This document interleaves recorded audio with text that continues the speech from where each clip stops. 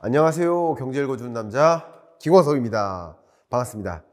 우리가 세계 경제 또 한국 경제를 들여다봄에 있어서 나만의 뷰 혹은 저 전문가의 뷰, 어떤 책으로부터의 뷰, 여러 가지 포인트들이 있을 수 있겠는데 그 여러 가지 뷰 중에서도 IMF는 어떻게 2025년 세계 경제를 보고 있는지 꼭 참조해 주시길 부탁드린다고 정말 여러 차례 말씀드렸었던 것 같습니다.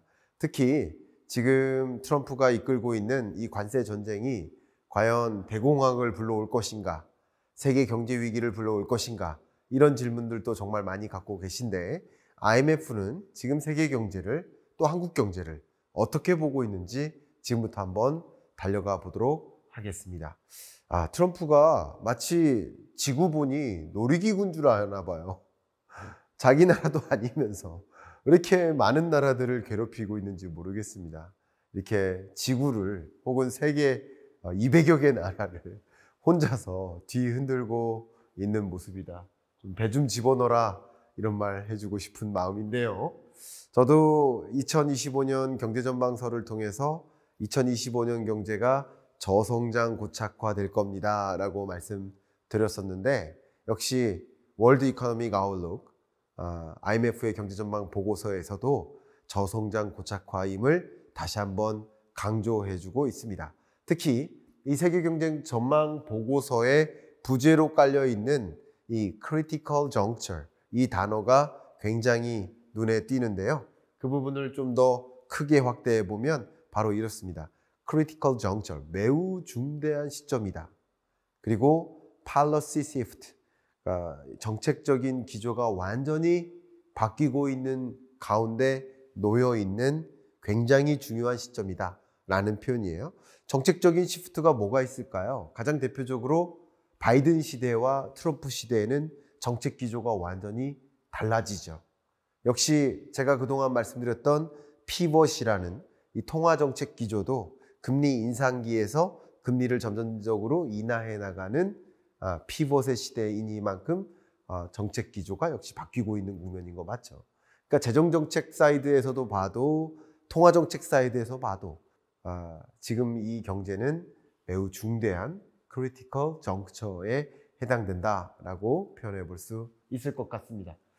특히 역시 IMF 총재가 세계 경제는 at a critical juncture에 놓여 있다 라고 이 경제전망 보고서가 시작합니다. 미국의 관세 전쟁이 글로벌 리세션을 정말 반드시 불러오지는 않을 수도 있지만, 그렇지만 세계 경제를 더 weaken, 약화시킬 수는 있다라고 강조하고 있거든요. 글로벌리 보호무역 조치들이 단행되면 세계 교역량이 축소되고, 그러면 교역량이 축소되면 자연스럽게 각국의 생산량이 줄어들고 그게 세계 경제를 더 저성장하게 만들 텐데요. 바로 그 부분을 주목했다라고 강조하면서 본격적으로 강의를 시작해 보도록 하겠습니다. 세계 경제에 중대한 시점이 찾아왔다, 크리티컬 정처에 놓여 있다라는 표현을 다시 한번 여러분께 해드리겠습니다. 세계 GDP 그로스를 보면 세계 경제도 2025년 전망치인 거예요. 근데 2025년 경제가 월드 GDP 증가율을 보면 2015년보다 오히려 저성장 고착화되는 국면, 중국도 과거의 고성장을 못하고 저성장 고착화되는 국면, 선진국도 신흥국들도 유로존도 다 매 한 가지 과거의 고성장세에서 이제 한풀 꺾인 채 내려와서 저성장이 만연해 버린다라고 역시 말하고 있습니다. 보시는 것처럼 세계적으로 불확실성이 팽배하게 높아지고 있는 국면이에요. 여러 가지 불확실성이 있습니다. 근데 오버롤, 전반적인 불확실성도 올라가고 있고요. 파란색이죠. 그 밖에 TPU라고 합니다. TPU 같은 경우도 주로 트레이드 팔러시, 이 통상 정책의 불확실성도 고조되고 있고요. Economic Policy Uncertainty, 그게 바로 EPU인데 여러 가지 기준으로 봐도 세계 경제가 굉장히 혼란스럽고 불확실성이 가중되고 있는 모습이다 라고 평가를 하고 있습니다. 제가 어떻게 표현했냐면, 불확실성은 마치 여러분이 100km로 빠르게 달리고 있는 차를 운전하고 있단 말이에요. 근데 갑자기 안개가 자욱해져요. 그럼 같은 속도를 유지하면서 달릴 수 있을까요? 아니죠. 이제 잠깐 멈추거나 속도를 많이 줄여야 되죠. 그래야 사고가 안 나죠.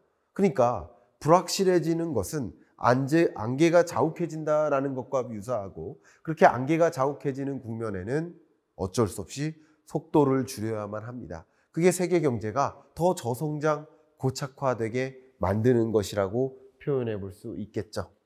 세계 경제 성장률로 보아도 그렇지만 글로벌 아웃풋 갭으로 보아도 소위 세계 경제가 평년에 혹은 잠재적으로 성장할 만한 그 성장치를 아예 밑돌고 있고, 코로나19 팬데믹은 그럴 만한 외재적 충격이 있었다라고 가정할 수 있겠지만 그것으로부터 정상적인 국면으로 거의 점진적으로 돌아오고 있었는데 다시 25년 들어서 내려오고 있는 국면이다라고 해석을 해볼 수 있을 것 같습니다.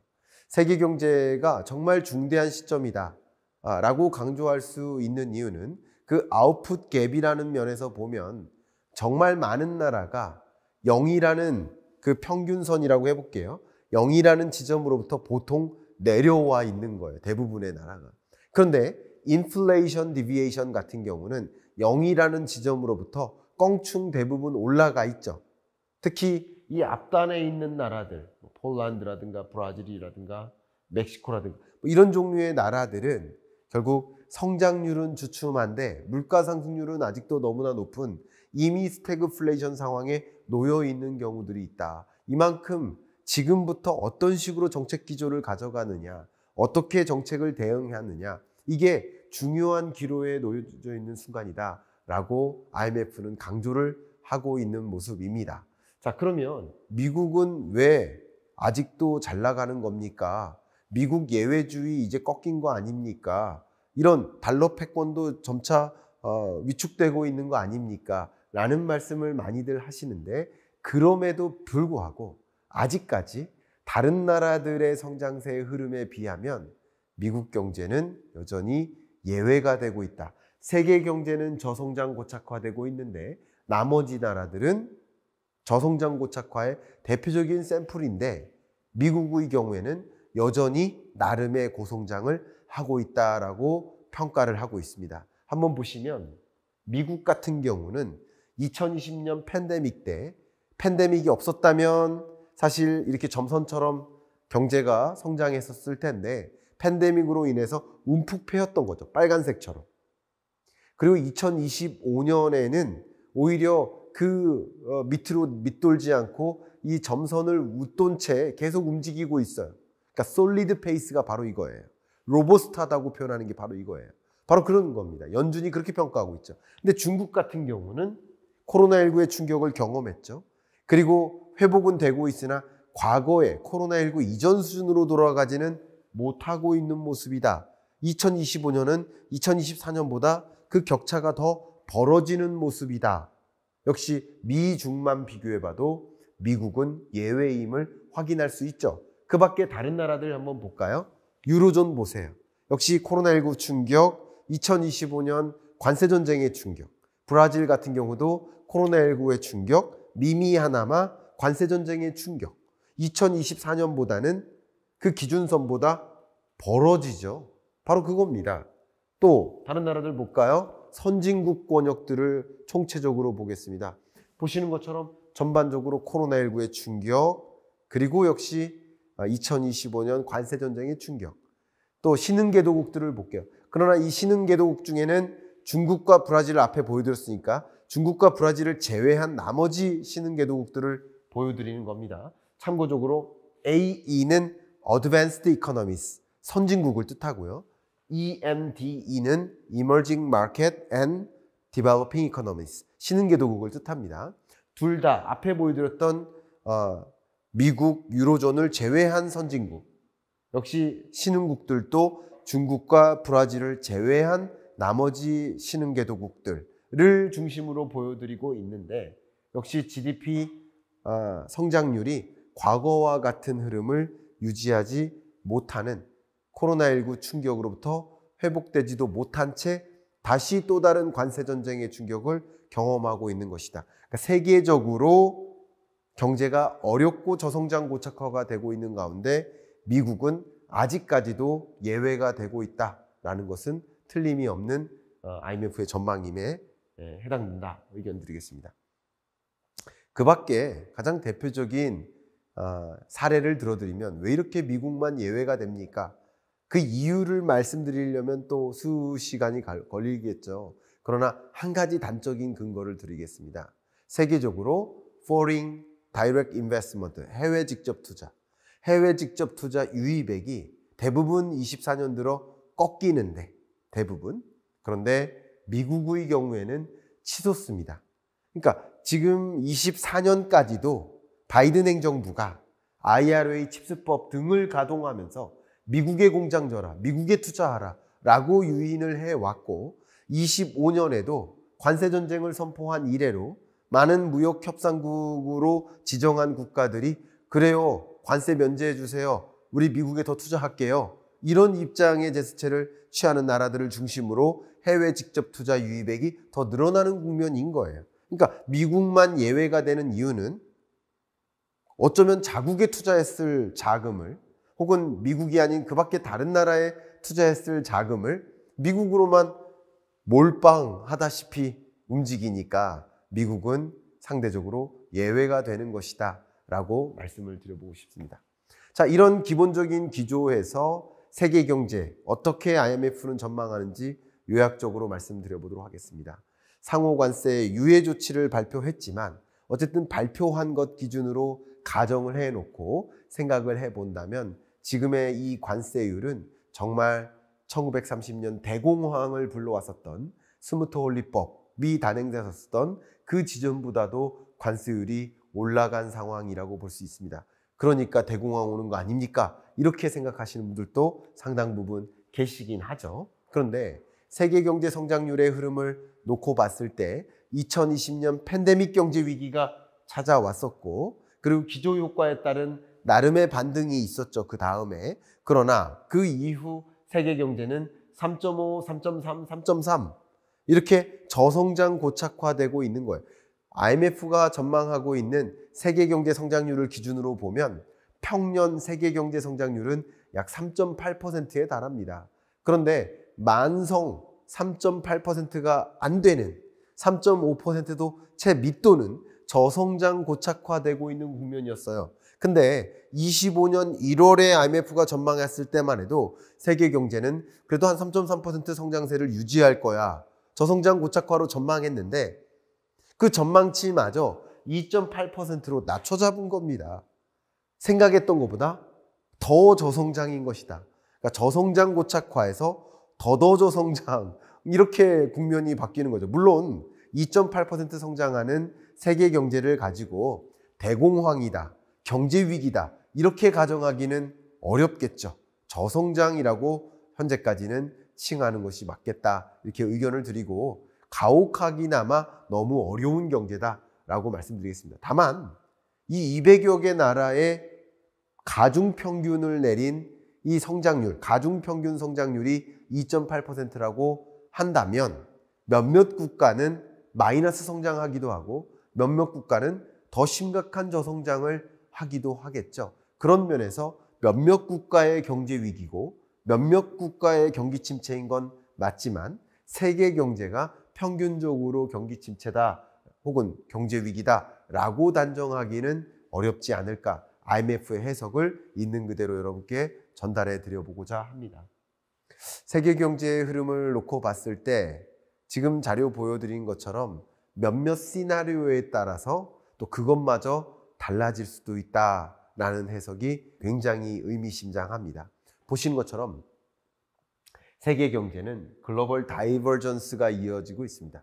서로 파편화되고 있는 거예요. 글로벌라이제이션이 아니라 서로 파편화되고 있는 거예요. 자국이 살고자. 근데 그런 전제하에서 시나리오, GDP에 미치는 그 충격이 글로벌 다이버전스까지 이어진다면 더 큰 충격이 올 수 있고 거기서 트레이드 월, 더 많은 무역 전쟁이 격화되는 양상으로 또 거기서 더 간다면 빨간색 같이 갈 수도 있고 또 거기서 글로벌 언서튼티가 더 추가된다면, 또 불확실성이 더 점증된다면 노란색 같이 가기도 할 수 있고, 거기에 금융 여건마저 더 타이터해진다면, 더 금융 여건이 긴축적으로 바뀐다면, 경색된다면, 금융 경색이 같이 맞물린다면 정말 이 세계 경제에 미치는 GDP 영향은 25년, 26년 더 충격적일 수 있다라고 여러 시나리오들을 제시하고 있는 이 IMF의 전망치가 매우 인상 깊었습니다. 그만큼 지금 너무나 불확실하니까 무역전쟁이 어떻게 전개될지 몰라요. 또 화해하는 듯 하다가 다시 싸우는 듯 하다가 어떻게 될지 또 몰라요. 그 밖에 여러 가지 남은 변수들이 또 어떻게 적용될지 모르니만큼 그만큼 세계 경제가 지금 아슬아슬하다, 크리티컬 정처다라고 다시 한번 표현해 볼 수 있을 것 같습니다. 세계 경제를 전망하는 데 있어서 미국 경제 전망, 종전 전망치가 2.9, 2.8, 2.7 이었는데 이제 2.7을 1.8%로 미국 경제도 그렇게 높은 고성장세를 유지하지는 못할 거야 라고 전망치를 하향 조정했어요. 다만 미국 경제 성장률을 2% 정도 혹은 2%를 소폭 밑도는 수준의 성장률을 유지하는 그런 나라를 가지고 이걸 리세션이다, 저성장이다라고 표현하기에는 너무 이른 감이 있습니다. 미국 경제로서는 제 생각에는 한 1% 성장만 해도 괜찮은 성장세들을 유지하는 것이다 라고 의견을 드려보고 싶어요. GDP 규모 면에서 우리나라보다 10배가 넘고 거의 15배에 가까운데 그 거대한 GDP 규모가 1%씩 증가한다고 해보세요. 우리나라는 GDP 규모가 15분의 1밖에 안 되는데 그게 1% 증가하는 과정이잖아요. 그렇게 비교한다면 미국 경제가 저성장이라고 평가하기엔 이르다. 아직도 미국 예외주의에 해당된다라고 다시 한번 말씀드리겠습니다. 다만 종전의 관세전쟁을 발표하기 전 단계의 미국 경제의 흐름보다는 훨씬 못하게 전개된다. 이렇게 해석하는 것이 적절하지 않을까 의견 드립니다. 미국 보셨다면 이제 중국을 봐야겠죠. 중국 경제도 역시 조정을 피할 수 없다. 25년 성장률, 26년 성장률 각각 다 하향 조정하는 모습을 보면 역시 미국발 관세 전쟁의 여파로 중국은 미국으로 수출이 막히는 것이고 그만큼 막히는 만큼 생산 가동도 줄고 총 GDP의 증가율이 뒷받침되기 어려운 상황이다. 이렇게 미국으로 수출을 못하게 되면 공장 가동을 줄이게 되면 또 일자리도 위축되겠죠. 그러면 중국 인민들의 소득도 불안정해지니까 내수 경기도 뒷받침될 수 없어요. 정책적으로 아무리 막대한 내수 진작책을 동원해도 거시경제의 펀더멘털이 이렇게 불안하다 보면 내수 경제가 회복되기는 또 쉽지 않다고 볼 수 있거든요. 한국 경제는 어떨까요? 정말 한국 경제는 어떻게 더 말씀드려야 될지 암담합니다. 제가 지금 기분 좋아서 웃는 게 아니라 정말 허탈한 마음에 웃는 것 같습니다. 이렇게라도 웃어야 될 것 같습니다. 한국 경제는 종전 전망치가 2.0%였는데 1.0%로 하향 조정했습니다. 26년도 2.1%로 전망하다가 1.4%로 낮춰 잡은 거예요. 그만큼 한국 경제의 조정폭이 가장 크고요. 이 정도의 조정폭은 그냥 비단 관세 전쟁의 여파만이 아니라 25년 1월에 전망했었던 2.0% 전망치에는 이런 정치적 리스크가 반영되지 않았었거든요. 근데 1, 2, 3월을 지내고 보니까 정치적 리스크가 없던 게 생긴 거잖아요. 정치적 불확실성이 생긴 거잖아요. 그리고 4, 5, 6월 동안에도 또 한국도 나름 또 조기 대선을 치러야 되니까 정책 공백이 있고 뭐가 어떻게 전개될지 아무도 모르잖아요. 누가 당선이 될지 모르잖아요. 그 동안에는 기업들이 어떻게 할까요? 안개가 거친 것처럼, 안개가 자욱한 것처럼 기업들이 차를 운행할 수 없어요. 잠깐 멈춰가는 거예요. 왜냐하면 어떤 정부 분야에 따라서 진흥하고자 하는 유망산업이 다르고 어떤 규제책이 나올지 모르고 어떤 정책 공약이 있을지 모르니까 어떤 장단에 맞춰서 신사업을 이끌고 생산 설비 용량을 늘릴지 판단할 수가 없는 거예요. 결국 정치적 리스크가 1, 2, 3월 동안에 있었지만 또 역시 4, 5, 6월 동안에도 불확실성이 있는 거예요. 그 전보다는 불확실성이 해소된 건 맞겠지만 여전히 불확실성은 있는 거예요. 뭐가 어떻게 될지 잘 몰라 하는 그 물음표가 불확실성이잖아요. 그러니까 뭐가 어떻게 될지 잘 모르니까 기업들은 잠깐 멈춰가는 겁니다. 설비 용량을 늘리지 못해요. 신규 채용을 단행할 수가 없어요. 그러니까 어떻게 보면 이게 장기화돼서 6개월 동안 거의 반년 동안 불확실성이 안개가 거치지 않고 있는 모습이다. 그런 것을 생각해 보면 딱히 한국 경제가 드라마틱하게 회복되기 어려울 것이다 라고 IMF에 전망하는 그 전망치도 무시 못할 전망치인 겁니다. IMF를 맹신하자라는 것이 아니라 IMF는 IMF대로 이렇게 전망하고 있다는 것이죠. 저도 IMF 방문도 해봤고 옆에 있는 월드뱅크도 방문해봤지만 그곳에도 정말 세계적으로 저명한 훌륭한 연구자들이 몇백 명씩 포진돼서 같이 연구하고 있는 것이니까 그 나름대로의 IMF의 뷰도 충분히 존중하고 그 판단을 어느 정도 신뢰하고 이해하려 노력할 필요가 있지 않을까 의견을 드리고 싶습니다. 이제 글로벌 인플레이션 전망을 말씀드리겠습니다. 저는 이 부분이 가장 저는 개인적으로 기다렸던 전망입니다. 관세 전쟁의 충격으로 미국은 일시적으로 물가 상승은 야기될 수 있습니다. 그러나 미국을 제외한 나머지 국가에는 물가 하방 압력으로 작용할 것이다 라고 그동안 말씀드려왔죠. 제 주장을 혼자 외로운 싸움을 했는데 잘 안 믿어주시니까. 근데 IMF가 그렇게 진단한 겁니다. 미국 경제의 경우에는 종전에 전망했던 미국 물가 상승률 전망치보다 올려잡은 겁니다. 종전 전망치는 2% 정도 됐는데 지금 전망치는 3% 정도 되는 겁니다. 올려잡은 겁니다. 그리고 나머지 국가들은 종전 전망치보다 낮춰잡고 있죠. 왜 그럴까요? 아주 간단하게만 생각해 보면 미국으로의 수출이 막히는 거예요. 제동이 걸리는 거예요. 관세 장벽이니까요. 그러니까 공급 부족으로 인해 미국은 일시적으로 물가가 자극될 수 있습니다. 근데 나머지 국가들은 과잉 공급이 된다고요. 과잉 공급이 되니까 전반적으로 가격이 떨어질 수 있겠죠. 더욱이나 세계 전반에 걸쳐서 성장 둔화가 야기되니까 생산 줄죠, 소비 줄죠, 고용 줄죠, 투자 줄죠. 그럼 이게 결국 총 원자재나 부품이나 완제품에 대한 수요 감소에 해당되니까 이것은 수요는 감소하고 공급은 과잉하니까 미국을 제외한 나머지 국가들에는 물가 하방 압력으로 존재합니다. 그러면 결국은 세계 GDP 24%가 미국이고 나머지가 대세계라고 한다면 대세계의 물가 상승률의 기여도가 더 크다라고 한다면 이 물가는 결국 균형점을 찾아갈 텐데 미국 물가 상승률과 나머지 국가들의 물가 상승률이 균형점을 찾아갈 텐데 다소 대세계 나머지 국가들의 물가 상승률의 기여도가 더 크다고 볼 수 있겠죠. 그러니까 물가 상승률은 일시적으로 미국 물가를 자극할 수는 있지만 중장기적으로는 하방 압력으로 다시 존재할 수 있다라는 의견을 드려보고 싶습니다. 글로벌 인플레이션 전망입니다.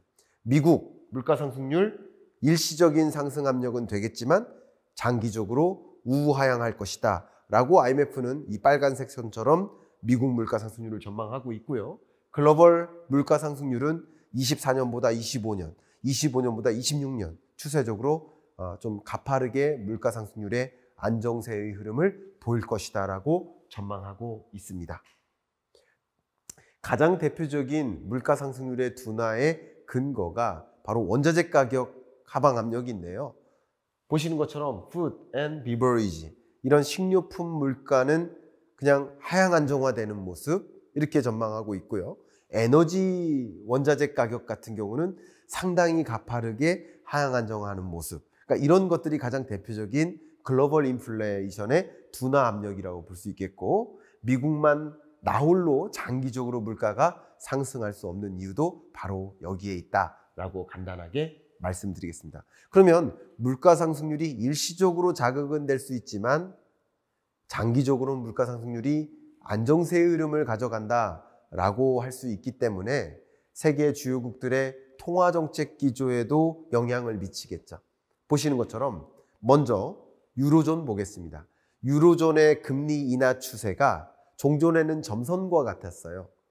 근데 빨간색 선, 실선으로 바뀐 겁니다. 더 적극적으로 금리를 인하하는 추세로 갈 것이다. 왜? 물가 상승률은 더 떨어지고, 그러니까 물가 상승률이 너무 떨어지니까 물가 상승률을 끌어올리기 위해서라도 금리를 인하해야 되고, 경기가 너무 가혹하게 둔화되니까 경기를 부양시키고자 금리를 더 적극적으로 인하해야 되는, 종전보다 더 적극적인 금리 인하가 야기되는 그런 상황이라고 규명할 수 있겠습니다.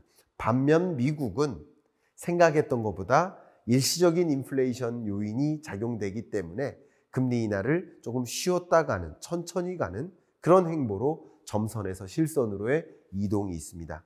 일본 같은 경우는 큰 틀에서의 변화는 없겠지만 적극적으로 금리 인상하기는 좀 부담스러운, 왜냐하면 관세 전쟁으로 일본도 충격을 피해가긴 어려울 테니까 그 충격을 벗어나기 어려우니 금리 인상을 단행하려 할 텐데 그 금리 인상 속도가 조금 주춤해 버리는, 왜냐하면 일본은 일본의 중립금리가 1%를 조금 넘어요. 그리고 미국과 유로존 이런 나머지 나라들은 지금의 금리보다는 낮은 수준의 중립금리를 추구합니다. 점진적으로 중립금리를 향해, 종점을 향해 통화정책 기조가 단행되고 있는 과정인데 지금 이런 관세전쟁의 충격 때문에 뒤틀림이 작용하게 되는 것이다. 이렇게 의견을 드려보겠습니다. 통화정책뿐만 아니라 재정정책에 있어서도 어느 정도의 변화가 전개될 것으로 전망이 됩니다. 선진국의 재정정책에 대한 프로젝션이 있죠. 얼마나 더 높게 재정을 지출할 것인가. 역시 선진국과 신흥국들도 마찬가지입니다. 그런데 2025년 들어서는 재정을 더 투입할 여력이 신흥개도국의 경우에는 전반적으로 없어요. 그러니까 경기 부양 속도가 덜한 겁니다. 또 물가 안정도 유도를 해야 되니까 재정을 적극적으로 지출할 수가 없습니다. 근데 선진국들은 물가 안정세의 흐름을 지켜보고 있으니까 이제 재정을 투입할 때다. 우리 한국 경제도 가장 대표적인 예죠. 물가 상승률이 이미 2%로까지 떨어졌으니까 이제 재정도 투입하고 금리도 인하해서 경기 부양적으로 움직이는 게 맞지 않겠느냐 하는 판단을 해나가는 통화정책, 재정정책 기조의 또 다른 변화가 나타나는 것이라고 의견을 드려보고 싶습니다. 자, 이렇게 진단한 것이 바로 IMF가 바라본 세계경제 2025년의 모습이라고 말씀드리고, 거시경제적인 흐름, 물가의 흐름, 통화재정정책의 기조, 이렇게 어떤 식으로 전개되는지 큰 그림을 그려보시는데 도움이 되셨기를 바랍니다. 제가 여러분들과 더 자주 유튜브를 넘어서 소통하기 위해서 오피셜 클럽을 이미 런칭했죠.